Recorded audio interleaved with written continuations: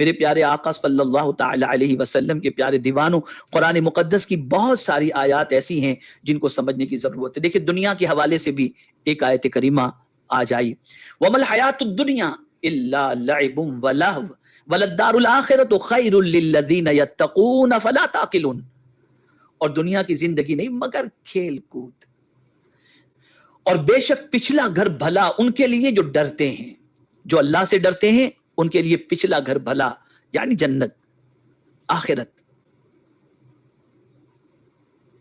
تو کیا تمہیں سمجھ نہیں، یعنی تم عقل والے نہیں ہو؟ یہ فنا ہو جانے والی دنیا سے محبت کرتے ہو، یہ فنا ہو جانے والی دنیا کی محبت دل کے اندر بسائے بیٹھے ہوئے ہو۔ آخرت کی تیاری کرو، آخرت کی فکر کرو، اس لیے کہ وہ پچھلی زندگی تمہاری اس زندگی سے بہتر ہونی چاہیے، اور ساری تیاریاں وہاں کے لیے ہونی چاہیے۔ چھوٹی سی نیکی کو چھوٹی سمجھ کے چھوڑو مت، بلکہ اس کو کر کے اللہ عز و جل کی خوشنودی حاصل کرنے کی کوشش کرو۔ میرے پیارے آقا صلی اللہ تعالی علیہ وسلم کے پیارے دیوانوں، تو پروردگار جل جلالہ نے قرآن مقدس میں مختلف آیات کے ذریعے ہمیں یہ پیغام عطا فرمایا کہ ہم اللہ رب العزت جل جلالہ کے ارشادات پر عمل کرتے ہوئے اپنی زندگی کو گزارنے کی کوشش کریں۔ میرے پیارے آقا صلی اللہ تعالی علیہ وسلم کے پیارے دیوانوں، اسی طریقے سے آپ دیکھیں قرآن مقدس میں پروردگار جل جلالہ نے ارشاد فرمایا، ایک مرتبہ درود شریف پڑھ لیں، اللہم صلی علی سیدنا و مولانا محمد معدن الجود والکرم و آلہ الکرام و ابنہ الکریم وبارک وسلم صلاۃ و سلاما علیک یا سیدی یا رسول اللہ صلی اللہ تعالی علیہ وسلم۔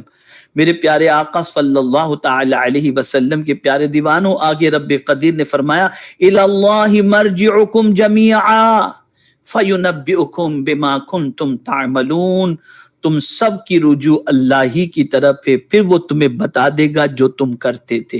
یعنی پلٹ کر اس کی طرف ہی جانا ہے، سب کو پلٹ کر اس کی طرف جانا ہے۔ کوئی دنیا میں پرماننٹ رہنے کے لیے نہیں آیا۔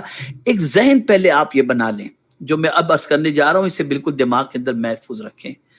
اصل جس دنیا کی لذتوں کو، جس دنیا کی خوشیوں کو، جس دنیا کے آلام و مصائب کو ہم نے بہت کچھ سمجھ لیا ہے، اور جس دنیا کو ہم نے سب کچھ سمجھ لیا ہے، دنیا کچھ بھی نہیں ہے، نتھنگ، یہ دباچہ ہے، یہ مقدمہ ہے۔ اصل زندگی اس دنیا کی نہیں ہے، اصل زندگی آخرت کی ہے۔ اور یہی وجہ ہے کہ جن کے سامنے دنیا کی زندگی آشکار اور دنیا کی حقیقت آشکار ہو جاتی ہے، وہ اس دنیا کے جھمیلے میں زیادہ پڑنے کی بجائے اپنی زندگی کے ایک ایک لمحے کو آخرت کی تیاری میں خرچ کرتے ہیں کہ وہاں کی زندگی بہتر ہو جائے۔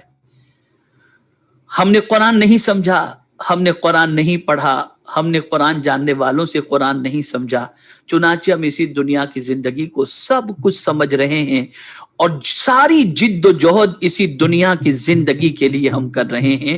بلکہ قرآن مقدس میں رب قدیر جل جلالہ نے واضح لفظوں کے اندر آخرت کی زندگی کے حوالے سے فرمایا، وَأَنَّ الدَّارَ الْآخِرَةَ لَهِيَ الْحَيَوَانُ، آخرت کی زندگی در حقیقت زندگی ہے، وہی آدمی زندہ رہے گا۔ یہاں تو ہم مرنے کے لیے آئے ہیں، یہاں تیاری کرنے آئے ہیں آخرت کی زندگی کے لیے۔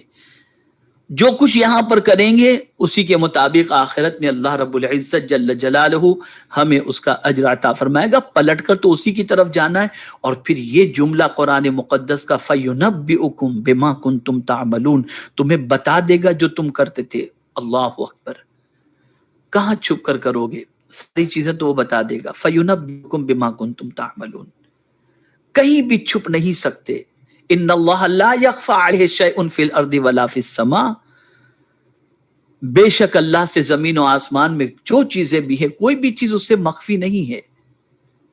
یعلم خائنۃ الاعین وما تخفی الصدور، وہ آنکھوں کی خیانت اور دل کے چھپے ہوئے بید کو بھی جانتا ہے۔ ان اللہ علیم بذات الصدور، بے شک وہ دل کے چھپے ہوئے باتوں کو جانتا ہے، اس سے کوئی چھپی ہوئی چیز نہیں ہے، وہ بتا دے گا سب کچھ۔